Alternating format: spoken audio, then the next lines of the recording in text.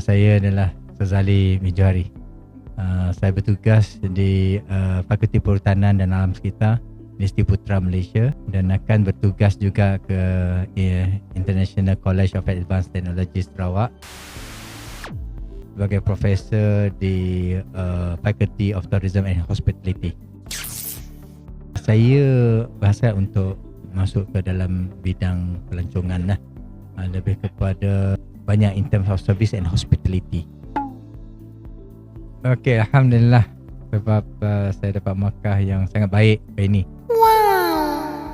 Sebelum tu saya tak ada rasa nak confident sebab saya orang yang dah berumur.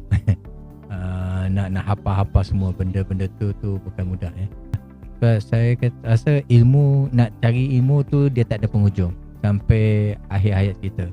Jadi sekarang selepas dapat keputusan tu, semangat tu lain. Saya rasa saya lagi semangat untuk meneruskan karier saya dalam bidang yang saya ingin ceburi lah. Itu saja. Wow. Okey kawan-kawan, jom ikut saya. Saya sudah jadi trainer sekarang. Masuklah dalam kursus-kursus yang saya akan senaraikan lah. Okey, kawan-kawan di luar sana yang mencari tempat untuk pergi berkursus ataupun cari platform saya rasa inilah platform yang saya dah jumpa lah.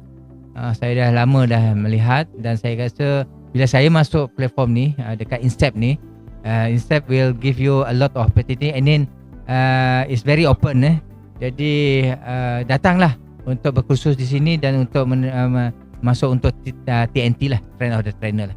This is the best place. For me, I consider as the number one lah in Malaysia.